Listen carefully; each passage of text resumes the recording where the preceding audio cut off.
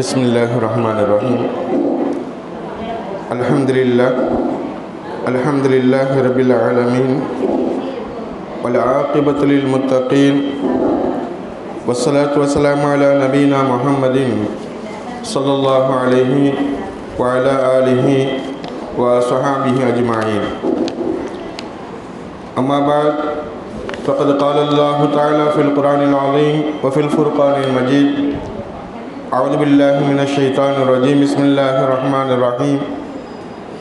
اهدنا الصراط المستقيم صراط الذين أنعمت عليهم غير المغضوب عليهم ولا الضالين آمين. صدق الله العلي العظيم. وقال نبينا صلى الله عليه وسلم ما من مولود إلا يولد على الفطرة، يعني على فطرة الإسلام، أو كما قال رسول الله صلى الله عليه وسلم. அளவற்ற அருளாளனும் நிகரற்ற அன்புடையவனுமாகிய அல்லாஹ்வுடைய திருப்பெயரினாலும் ஸலவாத்தும் சலாமும் அண்ணல் எம்பெருமானார் ஸல்லல்லாஹு அலைஹி வஸல்லம் அவர்களின் மீதும் அவர்களை பின்பற்றி வாழ்ந்த சஹாபாக்கள், தாபியீன்கள், தபா தாபீன்கள், நல்லடியார்கள், சுஹதாக்கள், அவுலியாக்கள், மேலும் இங்கே கூடியிருக்கக்கூடிய இனிமேலும் வரக்கூடிய இதை கேட்டுக்கொண்டிருக்கக்கூடிய நம்மவர்கள் அனைவரின் மீதும் என்றென்றும் உண்டாவதாக என துஆவும் சலவாத்தும் சொல்லியவனாகவும் தங்கள் எல்லோருக்கும் சலாம் சொல்லியும் என்னுடைய இந்த சிறிய ஒரு ஆரம்பம் செய்கிறேன். அஸ்ஸலாமு அலைக்கும் வரஹ்மத்துல்லாஹி வபரகாத்துஹு. அன்பு நிறைந்த தாய்மார்களே, அல்லாஹ்வுடைய ஒரு பெரிய பேர் அருளினால் நாமெல்லாம் இந்த ரமலான் மாதத்தை அடைந்து கிட்டத்தட்ட ஒரு பாதி மாதம் முடியக்கூடிய தருவாயில் நாம் எல்லாம் அமர்ந்திருக்கிறோம். 14வது நோன்பிலே நாம் இருக்குகிறோம். அல்லாஹ்வுக்கு சுப்ஹானஹு வ தஆலா மிகப்பெரிய அவனுடைய அருள் மாதமாகிய, மிகப்பெரிய அவனுடைய கிருபையின் மாதமாகிய, மன்னிப்பின் மாதமாகிய இந்த ரமலானை நமக்கு தந்து அதை இலகுவான முறையில் நாம் எல்லா வகையிலும் சிறந்த முறையில் கழிப்பதற்கு நமக்கு அல்லாஹ் நல்லது செய்தானே, இது அல்லாஹ் நமக்கு செய்த ஒரு மாபெரும் கிருபையும் ஒரு கருணையுமாக இருந்து கொண்டிருக்கிறது. அன்பு தாய்மார்களே, தினமும் ஒவ்வொரு தலைப்பில் நாம் ஒவ்வொரு விஷயமாக பார்த்து வருகிறோம். அந்த அடிப்படையில் இன்றைக்கி நாம் தீன் என்றால் என்ன, தீன் என்பதற்கு என்ன பொருள், தீனுடைய அடிப்படையான விஷயங்கள் என்ன என்பதை பற்றி நாம் நமக்கு மத்தியில் சிறிது பரிமாறிக்கொள்வோம். அன்பான தாய்மார்களே, தீன் என்றால் என்ன? அரபியில் தீன் என்பது தமிழில் என்ன பொருள் அப்படின்னு சொன்னால் மார்க்கம் என்பதாக பொருள், வழிபடுதல் என்பதாக பொருள், அறியுதல் என்பதாக பொருள். அதாவது தீன் என்பதற்கு தெரியாததை தெரிஞ்சு கொள்ளுதல், வழிபடுதல், அதே போன்று ஒரு வழியில் நாம் செல்லுதல் மார்க்கம் என்பதாக பொருள்படும். இப்போ இந்த தீன் என்று சொல்லக்கூடிய இந்த மார்க்கம் எவ்வளவு அருமையானதுன்னு சொன்னால் அல்லாஹ் சொல்வான், நம்மளை கேட்க சொல்வான், இஹ்தினஸ் ஸிராத்தல் முஸ்தகீம், நேரான வழியை ரப்பே எங்களுக்கு காட்டுவாயாக. ஸிராத்தல்லதீன அன்அம்த அலைஹிம், எவர்கள் மீது நீ நிஅமத் செய்தாயோ அப்படிப்பட்ட நல்லோர்களுடைய, அப்படிப்பட்ட நபிமார்களுடைய, சாலிஹீன்களுடைய வழிகளை அல்லாஹ் எங்களுக்கு நீ காண்பாயாக. கைரில் மக்லூபி அலைஹிம் வலல்லாலீன், கைரில் மக்லூப் அலைஹிம், எவர்கள் மீது உன்னுடைய கோபம் ஏற்படுத்தப்பட்டதோ, யார் உன்னுடைய கோபத்திற்கு ஆளாகிவிட்டார்களோ அப்படிப்பட்டவர்களுடைய வழி எங்களுக்கு வேண்டாம் அல்லாஹ். வலல்லாலீன், சரியான வழியை விட்டும் வழிதவறி போனார்கள் அல்லவா, அந்த வழிதவறி போனவர்களுடைய வழியும் எங்களுக்கு வேண்டாம் அல்லாஹ். அல்லாஹ், நீ உன்னுடைய மார்க்கத்தில், உன்னுடைய தீனில், உன்னுடைய ஷரியத்தில் எப்படி நீ வாழ வேண்டும் என்று சிலரை நீ தேர்ந்தெடுத்தாயோ, நிச்சயமாக அப்படிப்பட்ட நல்லடியார்களுடைய ஒரு வழியை எங்களுக்கு காண்பி என்பதாக அல்லாஹ் நம்மளை கேட்க சொல்கிறார். அன்பு தாய்மார்களே, அப்போ ஒரு வழி என்பது, நம்ம வாழக்கூடிய வாழ்க்கையினுடைய வழி என்பது, எப்படி வாழ வேண்டும், எப்படி பேச வேண்டும், எப்படி இருக்க வேண்டும். இப்போ உதாரணமாக நம்ம சபையில் ஒன்று கூடுகிறோம். இப்போ சபையில் ஒன்று கூடுனதுக்கு பின்னாடி சபையினுடைய ஒழுக்கம் என்ன, சபையினுடைய ஒழுக்கம் என்ன, ஹஜரத் அவங்க நிறைய உங்களுக்கு சொல்லியிருப்பாங்க. நிச்சயமாக சபையினுடைய ஒழுக்கம் நிறைய இருக்குகிறது அன்பு தாய்மார்களே. அதில் ஒரு ஒழுக்கம்னா, எந்த சபையில் நாம் இருக்கிறோமோ அந்த சபையில் நம்மளுடைய சப்தத்தை உயர்த்தக்கூடாது, சப்தங்கள் உயரக்கூடாது.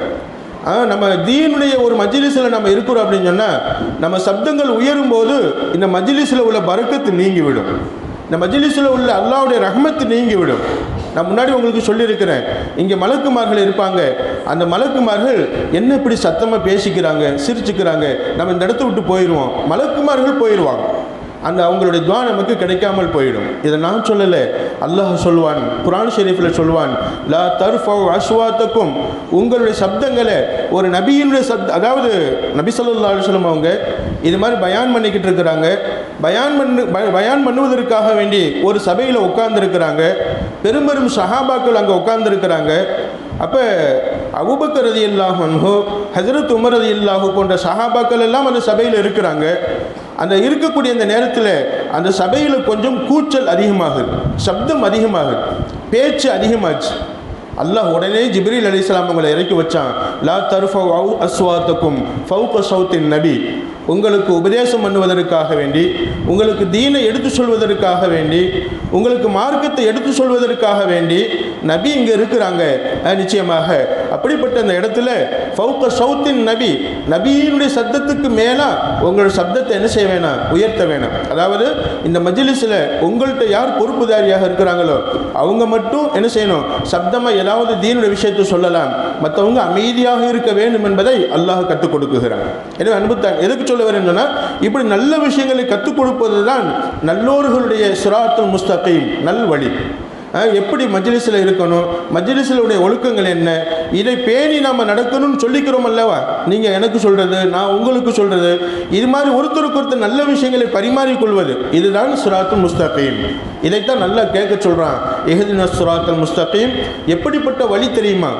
நிச்சயமாக நேரான வழியை, சரியான வழியை அல்லாஹ் நீ எந்த நல்லடியார்களின் மீது நீ அருள் பாக்கியங்கள் செய்திருந்தாயோ அப்படிப்பட்டவர்களுடைய வழியை எங்களுக்கு காண்பி என்பதாக அல்லாஹ் கேட்க சொல்கிறான். இன்ஷா அல்லாஹ் அல்லாஹ் நம்மளை இஸ்லாத்தின்படி வாழ வைத்திருக்கிறான், இந்த தீனின்படி வாழ வைத்திருக்கிறான்.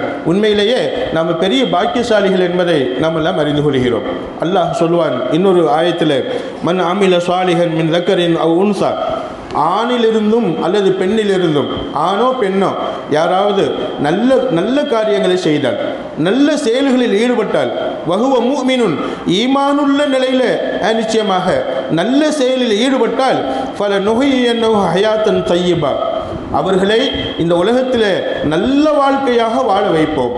அப்போ நல்ல செயல் என்பது நல்ல வாழ்க்கைக்கு காரணமாகும். அந்த நல்ல செயல்தான் தீன், அந்த நல்ல செயல்தான் மார்க்கம், அந்த நல்ல செயல்தான் மார்க்கம் என்ன சொல்கிறது, மார்க்கம் எப்படி இருக்க சொல்கிறது, தீன் நமக்கு என்ன சொல்லிக் கொடுக்குகிறது, ஷரியத் நமக்கு என்ன சொல்லிக் கொடுக்குகிறது. இந்த அடிப்படையில் நாம் வாழும் பொழுது, இந்த அடிப்படையில் நம்முடைய செயல்பாடுகளை அமைச்சுக்கிறும் போது அல்லாஹ் சொல்கிறான், ஃபல நுஹியன்னஹு ஹயாத்தன் தய்யிபா, நல்ல வாழ்க்கை உங்களுக்கு கிடைக்கும். வலனஜ்ஸியன்னஹும் அஜ்ரஹும் பிஅஹ்ஸனி மா கானூ யஅமலூன், அவர்கள் செய்தவற்றுக்கு பகரமாக அழகான கூலியை நாங்கள் என்ன செய்வோம், கியாமத்து நாளில் வழங்குவோம் கொடுப்போம் என்பதாக அல்லாஹ் தன் திருமறையில் சொல்லி காட்டுகிறார். எனவே அன்பு தாய்மார்களே, தீன்டா என்ன, தீனுடைய அடிப்படையான விஷயங்கள் என்ன, தீனை பற்றிய ஒரு புரிதல், தீன் மார்க்கத்தை பற்றிய ஒரு அறிதல், மார்க்கத்தை பற்றிய ஒரு விளக்கம் கண்டிப்பாக நமக்கு வேண்டும். அப்பொழுதுதான் நாம் வெற்றி பெற முடியும், நல்ல வாழ்க்கை அடைய முடியும் என்பதை இந்த ஆயத்தின் மூலமாக நாம் விளங்கிக் கொள்கிறோம். இன்னொரு ஆயத்தில் அல்லாஹ் சொல்வான், இன்ன தீன் இன்தல்லாஹில் இஸ்லாம், நிச்சயமாக தீன் என்பது, மார்க்கம் என்பது அல்லாட்ட இஸ்லாம் மட்டும்தான். இஸ்லாம் என்ன சொல்கிறதோ அதுதான் தீன், அதுதான் மார்க்கம். இஸ்லாம் எதை செய்ய சொல்கிறதோ அதை செய்ய வேண்டும், இஸ்லாம் எதை தடுக்குகிறதோ அதை விட்டும் தவிர்த்து கொள்ள வேண்டும். இதுதான் மார்க்கம் என்பதாக அல்லாஹ் தன் திருமறையில் சொல்லி காட்டுவான். பெருமானார் ஸல்லல்லாஹு அலைஹி வஸல்லம் சொல்வாங்க, மாமின் மௌலூதின் இல்லா யூலது அலல் ஃபித்ரா, நிச்சயமாக யாருமே குழந்தையாக பிறக்கும்போது நல்ல குழந்தையாகத்தான் பிறக்கிறாங்க. அந்த குழந்தை நல்லவர்களாக வாழ்வதும் அந்த குழந்தை கெட்டு போவதும் கண்டிப்பாக பெற்றோர்களுடைய வளர்ப்பில் என்பதாக சொல்லுவாங்க. ஸல்லல்லாஹு அலைஹி வஸல்லம் கருத்தும் அது, அதாவது ஸல்லல்லாஹு அலைஹி வஸல்லம் ஹதீஸுடைய கருத்தாக அந்த வார்த்தை அமைஞ்சிருக்கிறது. ஸல்லல்லாஹு அலைஹி வஸல்லம் சொல்லுவாங்க, எந்த குழந்தை பிறந்தாலும் அலல் ஃபித்ரா, இஸ்லாத்தினுடைய இயற்கை தன்மையின் மீது பிறக்குகிறது, நல்ல தன்மையின் மீது பிறக்குகிறது, நல்ல குழந்தையாக பிறக்கிறது. வாலிதாகு, அந்த குழந்தையினுடைய பெற்றோர்கள் இருக்கிறாங்கள் அல்லவா, அவங்க நிச்சயமாக நஸ்ரானிகளா அல்லது யகூதிகளா எப்படி மாற்றணுமோ மாற்றிடுறாங்க. நிச்சயமாக அதாவது பிள்ளையினுடைய வளர்ப்பு தாய் பெற்றோர்களுடைய வளர்ப்பில் இருக்கிறது. அந்த பெற்றோர்கள் நல்லவர்களாக வளர்த்தால் அவங்க நன்றாக வளருவாங்க. அந்த பெற்றோர்கள் அந்த பிள்ளைகளை அதாவது கெட்ட விதமாக வளர்த்தால் அவர்கள் கெட்டவர்களாக மாறிவிடுகிறாங்க என்பதை பெருமானார் ஸல்லல்லாஹு அலைஹி வஸல்லம் சொல்லி காட்டுவாங்க. அப்போ என்ன அர்த்தம் அப்படின்னு சொன்னால், பிறக்கும் போதே நல்ல தன்மைகளோடு அல்லாஹ் நம்மளை பிறக்க வைக்கிறான், தீனுடைய அம்சங்களோடு நம்மளை பிறக்க வைக்கிறான். எனவே நான் இந்த கண்ணு பார்க்கும், காது கேட்கும். ஒவ்வொரு குழந்தையும் பாருங்களேன், அத்தான்னு சொல்லு அப்படின்னு சொல்லும்போது, அந்த அத்தான்னு கையை காட்டி சொல்லும்போது யார் அம்மா அத்தான்னு சொல்லி கொடுக்குறாங்களோ அவங்கள அப்படி கண்ணால் பார்க்கும், மனசில் பதிய வைக்கும். நாக்கு அப்படி கொஞ்சம் கொஞ்சமாக சொல்லும், அத்தான்னு சொல்லி கடைசியில் அத்தான்னு சொல்லிடும். அப்போ காதில் கண்ணில் பார்த்து காதில் கேட்டு உள்ளத்தில் பதிய வச்சு நாக்கில் சொல்லுது. அன்பு தாய்மார்களே, இதுதான் ஒரு குழந்தையினுடைய தன்மை. அந்த குழந்தைக்கு என்ன நல்லதை பதிய வைக்கிறோமோ அதை பார்க்கும், அதை செய்யும். கெட்டதை பதிய வச்சால் கண்டிப்பாக அது கெட்ட விதமாக வளரும் என்பதை பெருமானார் ஸல்லல்லாஹு அலைஹி வஸல்லம் சொல்லிட்டு, ஒரு மனிதனுடைய இயற்கை பண்பாடே அது தீன் தான், மார்க்கம்தான், நல்ல விஷயம்தான் என்பதை நமக்கெல்லாம் சொல்லி காட்டுவாங்க. அன்பு தாய்மார்களே, எனவே எதுவெல்லாம் நல்லதோ நல்ல காரியங்களை பூராவுமே நமது தீன் வலியுறுத்தும், நமது மார்க்கம் வலியுறுத்தும். பதா அல் இஸ்லாமு கரீபா, இஸ்லாம் என்பது ஆதரவற்ற நிலையில் இருந்தது, ஆரம்பித்தது. இஸ்லாம் பெருமானார் ஸல்லல்லாஹு அலைஹி வஸல்லம் அவங்க கலிமாவை பரப்பக்கூடிய நேரத்தில் ஸல்லல்லாஹு அலைஹி வஸல்லம் அவங்களை ஆதரிக்க யாருமே இல்லை, பக்கபலமாக யாருமே இல்லை. எந்த விதமான பக்கபலம் இல்லாமல், ஆதரவு இல்லாமல் இஸ்லாம் ஆரம்பித்தது. வஸயஊது கமா பதா கரீபா, நிச்சயமாக திரும்பவும் ஒரு நாள் வரும், அப்போ இந்த மார்க்கத்தை யாரும் கண்டுக்கிற மாட்டாங்க. நிச்சயமாக ஆரம்பத்தில் எப்படி ஆதரவற்ற நிலையில் இந்த தீன் இருந்ததோ இதே மாதிரி ஒரு காலம் வரும், தீனை படிப்பதற்கு யாரும் இருக்க மாட்டாங்க. அல்லாஹ் நம்மளை பாதுகாக்க வேண்டும்.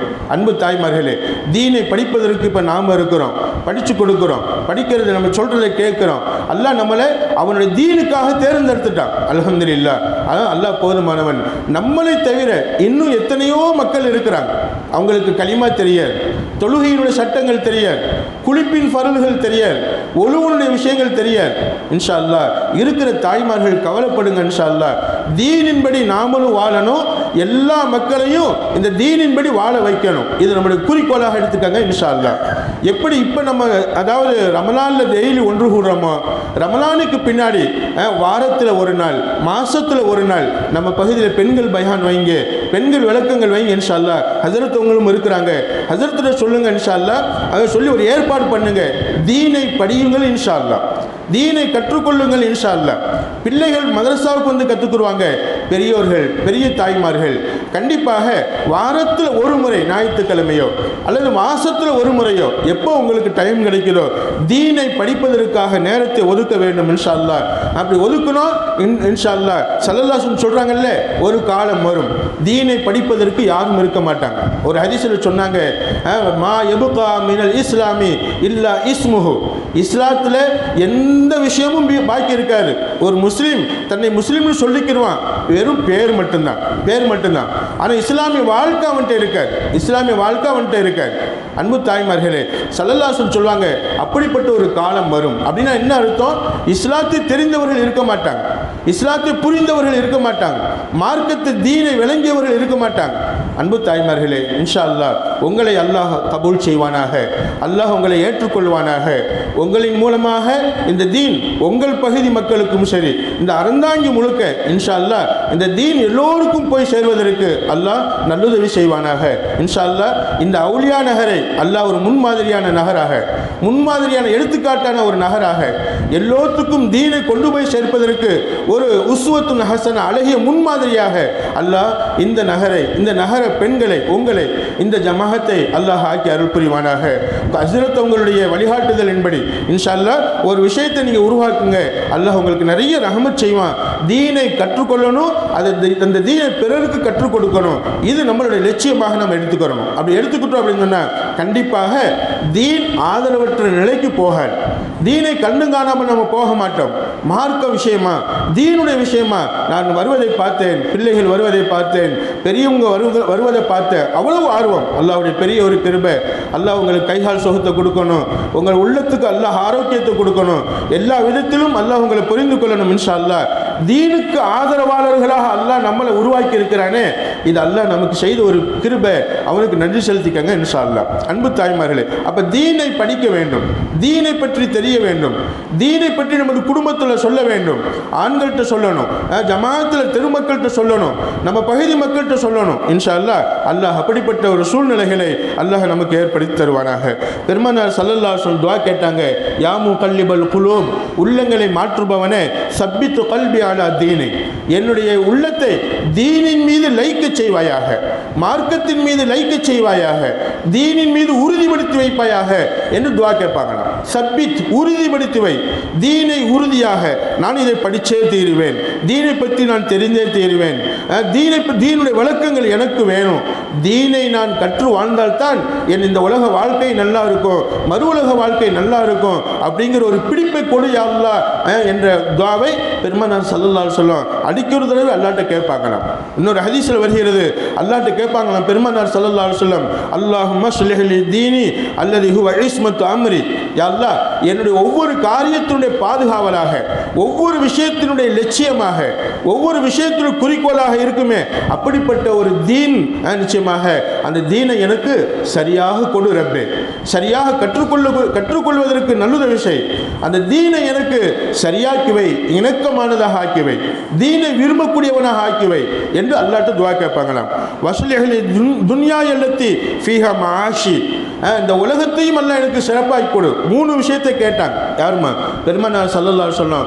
ஒன்று, தீனை எனக்கு நிச்சயமாக இணக்கமானதாக, தீனின்படி வாழ்வதற்கு தோதுவானவனாக, தீனின்படி வாழ்வதற்கு கண்டிப்பாக எல்லா விதத்திலும் சரியானவனாக என்னை ஆக்கிவை அப்படின்னு அல்லாஹ்ட்ட கேட்டாங்க. 2வது, இந்த உலகத்தையும் சரியாக்கிவை, அல்லது எப்படிப்பட்ட உலகம் என்றால் ஃபீஹா மஆஷி, எந்த உலகத்தில் என்னுடைய வாழ்க்கை இருக்கிறதோ, நான் வாழ்கிறேனோ, நான் வாழும் இந்த உலகத்தை எனக்கு சரியானதாக ஆக்கிவை.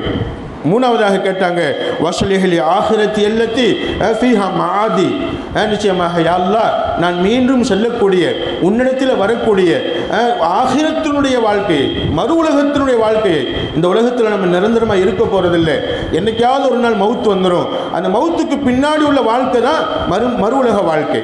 இந்த மறு உலக வாழ்க்கையை யா அல்லாஹ் எனக்கு சரியாக்கி வை. 3 விஷயத்தை சரியாக்கி வைக்கும்படி கேட்டாங்க. ஒன்று, தீனை நான் சரியாக கற்று சரியாக வாழணும். 2வது, உலகத்தில் நான் சரியாக வாழணும், கரெக்டாக வாழணும், இதுக்கு நல்லது விஷயம். 3வது, மறு உலகத்துக்காக நான் அமல் செய்து வாழணும், என்னுடைய மறு உலகமும் சரியாகணும்.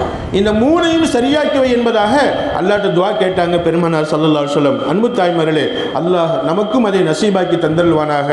நம்மளுடைய தீனை அல்லாஹ் நமக்கு சரியானதாக புரிய வைத்து தீனின்படி வாழ்வதற்கு நமக்கு அல்லாஹ் நல்லுதவி செய்வானாக. 2வதாக, உலக வாழ்க்கையை அல்லாஹ் நமக்கு சிறப்பாக்கி தருவானாக. எல்லா சந்தோஷத்தையும், எல்லா மகிழ்ச்சியையும், எல்லா நிம்மதியையும் தந்து உலக வாழ்க்கையையும் அல்லாஹ் நமக்கு சிறப்பாக்கி தருவானாக. 3வது, மறு உலக வாழ்க்கையையும் அல்லாஹுக்கு பிடித்தமான சொர்க்க வாழ்க்கையாக அல்லாஹ் மறு உலக வாழ்க்கையையும் அல்லாஹ் நமக்கு ஆக்கி அருள் புரிவானாக.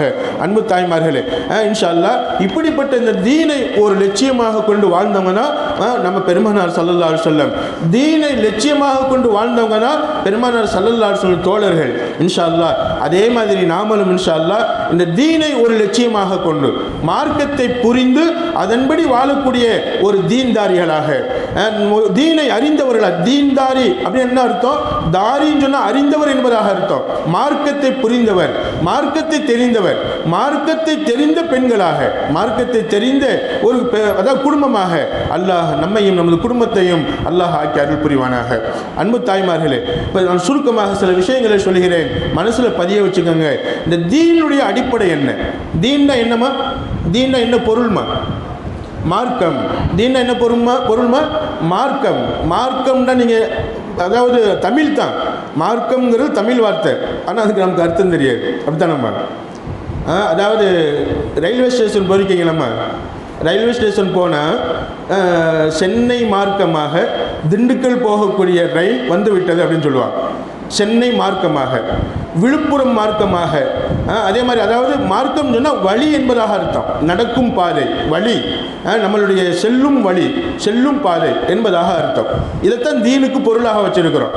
நிச்சயமாக தீன் சொன்னால் மார்க்கம். இந்த தீன் என்ற மார்க்கம் என்பது அடிப்படை. அந்த மார்க்கத்தினுடைய அடிப்படை ரெண்டு. எப்படி ஒரு காசுக்கு ரெண்டு பகுதி இருக்குதோ இதே மாதிரி தீனுக்கு ரெண்டு பகுதி. ஒன்று ஈமான், இன்னொன்று இஸ்லாம். ஒன்றாவது என்னம்மா? ஈமான், இன்னொன்று என்னம்மா? இஸ்லாம். நல்ல மனசில் பதிய வச்சுக்கோங்க இன்ஷா அல்லாஹ். இப்போ இருந்து ஒரு 2-3 நாளைக்கு பாடமாகவே நடத்துவேன் இன்ஷா அல்லாஹ். அதாவது தீனை பற்றிய ஒரு பாடம், தீனை பற்றிய ஒரு புரிதல் இன்ஷா அல்லாஹ். ஒரு 3-4 நாளைக்கு இன்ஷா அல்லாஹ். இடையில கொஞ்சம் லீவு வரும், அந்த வெளியூர் போக வேண்டியது, போயிட்டு வந்த பின்னாடி தொடருவேன் இன்ஷா அல்லாஹ். அல்லாஹ் தொடரக்கூடிய வாய்ப்பை தருவானாக. அன்பு தாய்மார்களே, அப்போ தீன்னா என்னம்மா? 2 பகுதியை கொண்டது. ஒன்றாவது ஈமான், ரெண்டாவது என்னம்மா? இஸ்லாம். ஈமான்டா என்னம்மா? ஈமான்டா என்னம்மா? அல் ஈமானு தஸ்தீக்கும் பில் கல்பி வ இக்ராரும் பில் லிசானி. ஹஸரத் உங்கள் பிள்ளைகளுக்கு சொல்லிக் கொடுப்பதற்காக போர்டில் எழுதி போட்டது போன வருஷம் படிச்சிருக்கிறேன். அன்பு தாய்மார்களே, இன்ஷா நீங்களும் தெரிஞ்சுக்கங்க. ஈமான்டா என்ன? உள்ளத்தில் உறுதிப்படுத்தி நாவில மொழிவது. ஈமான்டா என்னம்மா? உள்ளத்தில் உறுதிப்படுத்தி நாவுல மொழிவது. என்னன்னு உள்ளத்தில் உறுதிப்படுத்துறது? அல்லாஹ் ஒருவன், லா இலாஹ இல்லல்லாஹ், வணக்கத்திற்குரியவன் அல்லாஹு தஆலாவை தவிர வேறு யாரும் இல்லை. முஹம்மது ரசூலுல்லாஹ், முஹம்மது நபி ஸல்லல்லாஹு அலைஹி வஸல்லம் அவங்க அல்லாஹ்வுடைய திருத்தூதராக இருக்கிறாங்க என்ற கலிமாவின் பொருளை உள்ளத்தில் விளங்கி உறுதி செய்து நாக்குல சொல்லணும். இதுதான் ஈமான். இதுதான் என்னம்மா? ஈமான். சஹாபாக்கள் சொல்லுவாங்க, தஅல்லம்னல் ஈமான சும்ம தஅல்லம்னல் குர்ஆன. பெருமானார் ஸல்லல்லாஹு அலைஹி வஸல்லம் முதல்ல எங்களுக்கு ஈமானை கற்றுக் கொடுப்பாங்க, ஈமானுடைய பாடத்தை சொல்லிக் கொடுப்பாங்க, அப்புறம் தான் குர்ஆனை கற்றுக் கொடுப்பாங்க. அன்பு தாய்மார்களே, அப்போ முதல்ல ஈமானை பற்றி நம்ம தெரியணும் இன்ஷா அல்லாஹ். அப்போ ஈமான்னா என்னம்மா? ஈமானை கற்றுக்கிறணும். தஅல்லம்னல் ஈமான, ஈமானை கற்றுக்கொண்டோம். சும்ம தஅல்லம்னல் குர்ஆன, பிறகு குர்ஆன் ஓதுவதை என்ன செஞ்சுக்கிட்டோம்? கற்றுக்கிட்டோம். அப்போ ஈமான்னா என்ன அப்படின்னு சொன்னால் உள்ளத்தால் உறுதிப்படுத்தி நாவினால் மொழிவது. உள்ளத்தால் உறுதிப்படுத்தி நாவினால் மொழிவது. அன்பு தாய்மார்களே, இந்த ஈமான் எத்தனை வகைப்படும்? தீன் எத்தனை வகைப்படுமா? தீன் எத்தனை பகுதியை கொண்டதுமா? அம்மா தீன் எத்தனை பகுதியை கொண்டதுமா? 2 பகுதியை கொண்டது. ஒன்றாவது என்னம்மா? ரெண்டாவது என்னம்மா? இஸ்லாம். இஸ்லாம்னா என்னன்னு நான் இப்போ கடைசியாக சொல்லுவேன் இன்ஷா அல்லாஹ். அப்போ ஈமான்டா என்னம்மா? உள்ளத்தில் உறுதி கொண்டு நாவில் மொழிவது, நாவினால் சொல்வது. மொழிவது என்னம்மா? நாவினால் சொல்வது. உள்ளத்தில் உறுதி கொண்டு நாவினால் சொல்வது. இதுதான் ஈமான். நம்பிக்கை. உள்ளத்தில் நம்பி நாக்கில் சொல்றது. இந்த ஈமான் 2 வகைப்படும். இந்த ஈமான் எத்தனை வகைப்படுமா? 2 வகைப்படும். நீங்கள் படிச்சிருப்பீங்க, மக்தபில் ஹஸரத் உங்களுக்கு சொல்லி கொடுத்துருப்பாங்க. ஈமான் முஜ்மல், ஈமான் முஃபஸ்ஸல். ஈமான் முஜ்மல், ஈமான் முஃபஸ்ஸல். ஈமான் முஜ்மல், ஈமான் முஃபஸ்ஸல். ஏன் ஈமானை 2 வகையாக பிரிக்கிறோன்னு சொன்னால், ஈமான் ஒன்று தான். ஈமான் ஒன்று தான், அது சந்தேகம் இல்லை. அந்த ஈமானுடைய வார்த்தையை நம்ம 2 விதமாக புரிஞ்சுக்கிறோம். 2 விதமாக புரிஞ்சுக்கிறோம். நிச்சயமாக அதில் ஒன்று ஈமான் முஜ்மல். அல்லாஹ்வை எப்படி ஈமான் கொள்ளணும்? அதாவது ஈமான்ங்கிறது ஒரு பொதுப்படையான ஒரு ஈமான், எல்லா அர்த்தத்தையும் உள்ளடக்கிய ஒரு ஈமான். அதுக்கு ஈமான் முஜ்மல் என்பதாக பெயர். ஈமான் முஜ்மல்னா என்ன அர்த்தம்? எல்லா அர்த்தத்தையும் உள்ளடக்கியது, எல்லா அர்த்தத்தையும் உள்ளடக்கிய ஒரு ஈமானிய வார்த்தை, ஒரு ஈமானிய வார்த்தை. ரெண்டாவது ஈமான் முஃபஸ்ஸல், விரிவான அர்த்தத்தை கொண்ட ஈமானுடைய வார்த்தை, விரிவான அர்த்தத்தை கொண்ட ஈமானிய வார்த்தை. ஈமான் எத்தனை வகைப்படுமா சொல்லுங்க பார்ப்போம். நான் சொல்கிறேன், உங்களுக்கு புரியுதாம்மா? நான் புரியலாட்டி திரும்ப கேளுங்க இன்ஷா அல்லாஹ். அது உங்களுக்கு புரியலை, திரும்ப சொல்லுங்கன்னு கேளுங்க இன்ஷா அல்லாஹ். ஈமான் 2 வகைப்படும். ஒன்றாவது ஈமான் முஜ்மல், எல்லா பொருளையும் உள்ளடக்கிய ஈமானுடைய வார்த்தை. ரெண்டாவது ஈமான் முஃபஸ்ஸல், விளக்கமான பொருளை உள்ளடக்கிய ஈமானுடைய வார்த்தை, விளக்கமான பொருள் உள்ளடக்கிய ஈமானுடைய வார்த்தை. இப்போ ஈமான் முஜ்மல்டா என்ன அப்படின்னு சொன்னால், ஆமன்து பில்லாஹி கமா ஹுவ பி அஸ்மாஹி வ சிஃபாத்திஹி வ கபில்து ஜமீ அஹ்காமிஹி வ அஹ்காமி ரசூலி. இது அரபி வாசகம். தமிழில் நீங்கள் புரிஞ்சுக்கங்க இன்ஷா அல்லாஹ். ஆமன்து பில்லாஹ், அல்லாஹ்வை கொண்டு நான் ஈமான் கொண்டு விட்டேன். கமா ஹுவ அவன் எப்படி இருக்கிறானோ அந்த ஒன்றை போன்று, பி அஸ்மாஹி அவனுடைய பெயரை கொண்டு எப்படி இருக்கிறானோ. அல்லாஹ்வுக்கு பேர் எத்தனை இருக்குமா? 100 பேர் இருக்கு என்பதான மனுஷன் 99 திருநாமங்கள் என்பதாக பேர் என்ன செஞ்சிருப்போம், படிச்சிருப்போம். அன்பு தாய்மார்களே, அந்த 100 பேர்கள் 99 திருநாமங்களை கொண்டு அல்லாஹ் எப்படி இருக்கிறானோ அவன் அந்த தன்மைகளை கொண்டு அல்லாஹ்வை கொண்டு நான் என்ன செஞ்சேன், ஈமான் கொண்டேன். வசிஃபாத்திஹி அவனுக்கு என்னென்ன தன்மைகள் இருக்கிறதோ அல்லாஹ்வுடைய பெயர்களை கொண்டும் அல்லாஹ்வுடைய தன்மைகளை கொண்டும் நான் ஈமான் கொண்டுட்டேன். வ கபில்து ஜமிய அஹ்காமிஹி வ அஹ்காமி ரசூலிஹி மேலும் அவனுடைய அனைத்து சட்டதிட்டங்களையும் அவன் தூதருடைய அனைத்து சட்டதிட்டங்களையும் நான் ஏற்றுக்கொண்டேன், ஒப்புக்கொண்டேன். இதுக்கு பேர் தான் என்னம்மா, ஈமான் முஜ்மல். ஈமான் முஜ்மல் அதாவது ஈமான் முஜ்மல்ல எத்தனை விஷயங்களை நீங்கள் அந்த வார்த்தையில் புரிஞ்சுக்கிறீங்கம்மா. அல்லாஹ்வுடைய பெயர்களை கொண்டு நான் ஈமான் கொண்டேன், அல்லாஹ்வுடைய தன்மைகளை கொண்டு நான் ஈமான் கொண்டேன், மேலும் அல்லாஹ்வுடைய சட்டங்களையும் அல்லாஹ்வுடைய தூதர் ஸல்லல்லாஹு அலைஹி வஸல்லம் சட்டங்களையும் நான் ஏற்றுக்கொண்டேன். இந்த 3ஐ உள்ளடக்கியது தான் ஈமான் முஜ்மல். இந்த 3ஐ உள்ளடக்கியது நம்ம ஈமான் முஜ்மல். சொல்லுங்க பார்ப்போம், ஈமான் முஜ்மல் சொல்லுங்கம்மா பார்ப்போம். அல்லாஹ்வின் பெயர்களை கொண்டும் மேலும் என்னம்மா அவனுடைய தன்மைகளை கொண்டும், மூணாவது என்னம்மா அவனுடைய கட்டளைகளையும் ஸல்லல்லாஹு அலைஹி வஸல்லம் கட்டளைகளை கொண்டும் நான் செஞ்சேன், நான் ஏற்றுக்கொண்டேன். இந்த 3 அம்சத்தை உள்ளடக்கியதான் ஈமான் முஜ்மல். அப்போ அல்லாஹ் அவனுடைய பேர்களோடு எப்படி இருக்கிறான்? அல்லாஹ் ரஹீமாக இருக்கிறான், ரஹ்மானாக இருக்கிறான், அவன் ஜப்பாராக இருக்கிறான், குத்தூஸாக இருக்கிறான். என்னென்ன பேர்கள் 99 திருநாமங்கள் என்பதாக படிச்சிருப்பீங்க இன்ஷா அல்லாஹ். அஸ்மாஉல் ஹுஸ்னா அந்த புக்கை வாங்கி படித்து பாருங்கள் இன்ஷா அல்லாஹ். பொருளுள்ள புக்கை வாங்கி படித்து பாருங்கள். அந்த பொருள் என்ன போட்டிருக்குதோ அந்த பொருள் சொல்லக்கூடிய தன்மைகளுக்கு சொந்தக்காரன் தான் அல்லாஹ், அந்த பேருக்கு சொந்தக்காரன் தான் அல்லாஹ். வெறும் பேர் மட்டுமல்ல, அந்த பேர் என்ன பொருள் கொடுக்கிறதோ அந்த பொருளுக்கு சொந்தக்காரன் தான் அல்லாஹ். இந்த மாதிரி நம்ம நம்புறது தான் ஈமான் முஜ்மல். ஈமான் முஜ்மல் எல்லா சட்டத்திட்டங்களையும் நம்ம ஏற்றுக்கிறணும், அல்லாஹ்வையும் நம்ம ஏற்றுக்கிறணும், அவன் சொன்ன அனைத்து சட்டத்திட்டங்களையும் ஸல்லல்லாஹு அலைஹி வஸல்லம் சொன்ன எல்லா சட்டத்திட்டங்களையும் நாம் ஏற்றுக்கிறணும். இது ஈமான் முஜ்மல். ரெண்டாவது ஈமான் முஃபஸ்ஸல். ஈமான் முஃபஸ்ஸல் என்னமா, விரிவான வார்த்தைகளை கொண்டு விரிவான விஷயங்களை கொண்டு நம்ம சொல்லக்கூடிய ஈமானிய வார்த்தை. ஆமன்து பில்லாஹி வ மலாயிகத்திஹி வ குத்துபிஹி வ ருசுலிஹி தெரியுமாம்மா? அப்படி சொல்லுங்களேன். ஆமன்து பில்லாஹி வ மலாயிகத்திஹி வ குத்துபிஹி வ ருசுலிஹி வல் யௌமில் ஆஹிரி வல் கத்ரி ஹைரிஹி வ ஷர்ரிஹி மினல்லாஹி தஆலா வல் பாஸி பஅதல் மவுத். அன்பு தாய்மார்களே, இதில் மொத்தம் ஈமானின் கடமைகள் 6 என்பதாக படிச்சிருப்பீங்க. ஆனால் இதில் 7 விஷயங்களை பற்றி நம்ம சொல்லுவோம். அப்போ ஈமானுடைய கடமைகள், ஒன்றாவது என்னம்மா, அல்லாஹுவை கொண்டு ஈமான் கொள்ளணும். ரெண்டாவது என்னம்மா, மலக்குமார்களை கொண்டு ஈமான் கொள்ளணும். மூணாவது என்னம்மா, ஆமன்து பில்லாஹி வ மலாயிகத்திஹி. மூணாவது என்னம்மா, அவனுடைய வேதங்களை கொண்டு ஈமான் கொள்ளணும். நாலாவது என்னம்மா, ரசூல்மார்கள் அல்லாஹ்வுடைய தூதர்களை கொண்டு ஈமான் கொள்ளணும். அஞ்சாவது என்னம்மா, மறுமை நாளை கொண்டு ஈமான் கொள்ளணும். ஆறாவது என்னம்மா, விதியை நம்பணும், விதியை கொண்டு ஈமான் கொள்ளணும். ஏழாவது பாஸு பாதல் மவுத், மவுத்துக்கு பின்னாடி மீண்டும் எழுப்பப்படுவோம். இந்த மவுத்துக்கு பின்னாடி மீண்டும் எழுப்பப்படுறது மறுமை நாளில் கட்டுப்படுறதுனால ரெண்டையும் ஒன்றா சேர்த்துட்டா ஈமானுடைய கடமைகள் 6 வரும். எழுப்பப்படுவதையும் மறுமை நாளை வேற வேற ஆக்குனா 7 வரும். அன்பு தாய்மார்களே, நீங்கள் 6 புரிஞ்சுக்கிட்டாலும் சரி 7 புரிஞ்சுக்கிட்டாலும் சரி, அப்போ 6 புரிஞ்சுக்கங்க இன்ஷா அல்லாஹ். அல்லாஹுவை கொண்டு ஈமான் கொள்ளணும், ரெண்டாவது மலக்குமார்களை கொண்டு ஈமான் கொள்ளணும், மூணாவது வேதங்களை கொண்டு ஈமான் கொள்ளணும், நாலாவது தூதர்களை கொண்டு ஈமான் கொள்ளணும், அஞ்சாவது மறுமை நாளை கொண்டு ஈமான் கொள்ளணும், ஆறாவது விதியை கொண்டு ஈமான் கொள்ளணும், விதியை கொண்டு ஈமான் கொள்ளணும். இந்த 6ஐ கொண்டு ஈமான் கொள்வதற்கு பேர் தான் ஈமான் முஃபஸ்ஸல். ஈமான் முஃபஸ்ஸல், அல்லாஹ்வை பற்றி விரிவாக தெரிஞ்சுக்கிறணும், மேலும் மலக்குமார்களை பற்றி விரிவாக தெரிஞ்சுக்கிறணும், வேதங்களை பற்றி விரிவாக தெரிஞ்சுக்கிறணும், அதே மாதிரி தூதர்களை பற்றி விரிவாக தெரிஞ்சுக்கிறணும். நிச்சயமாக மறுமை நாளை பற்றி நம்ம நல்லா புரிஞ்சு என்ன செய்யணும், மறுமை நாளை பற்றி ஈமான் கொள்ளணும், விதியை நம்பணும். விதினா என்ன, விதியில் எத்தனை வகைப்படும், இதையெல்லாம் நம்ம நம்பணும். இதை புரிஞ்சு நம்ம வாழ்வது ஈமான் முஃபஸ்ஸல்ல கட்டுப்படும். அப்போ ஈமான் முஜ்மல், ஈமான் முஃபஸ்ஸல் ரெண்டும் ஒன்று தான். அது பொதுவாக எல்லா அர்த்தத்தையும் உள்ளடக்கி என்ன செய்கிறோம், ஈமான் கொள்கிறோம். அப்படிங்கிறதுனால ஈமான் முஜ்மல் வந்துச்சு. இதை விரிவாக ஈமான் கொள்கிறோம். அல்லாஹ்ண்டா யார், அது விரிவாக பார்ப்போம் இன்ஷா அல்லாஹ். அதே மாதிரி மலக்குமார்ண்டா யார், வேதண்டா என்ன, எத்தனை வேதங்கள், இதெல்லாம் இனி அடுத்து இன்ஷா அல்லாஹ் ஒன்றுனாக சொல்லி வருவேன் இன்ஷா அல்லாஹ். அன்பு தாய்மார்களே, அப்போ இந்த 2 விதமான ஈமான், 2 வகையான ஈமான், ஈமான் முஜ்மல், ஈமான் முஃபஸ்ஸல், இதை நம்ம மனசில் வச்சுக்கணும் இன்ஷா அல்லாஹ். இப்போ சொல்லுங்கம்மா, கேள்வி வைக்கிறேன்னு சொல்லுங்க இன்ஷா அல்லாஹ். தீன் என்பது எத்தனை பகுதியை கொண்டதுமா? 2 பகுதியை கொண்டது. ஒன்றாவது என்னம்மா? ஈமான். ரெண்டாவது என்னம்மா? இஸ்லாம். ஈமான்டா என்னம்மா? உள்ளத்தால் உறுதி கொண்டு நாவால் சொல்லுவது. இந்த ஈமான் எத்தனை வகைப்படுமா? 2 வகைப்படும். ஒன்றாவது என்னம்மா? ஈமான் முஜ்மல். ரெண்டாவது என்னம்மா? முஃபஸ்ஸல். ஈமான் முஜ்மல்னா என்னம்மா?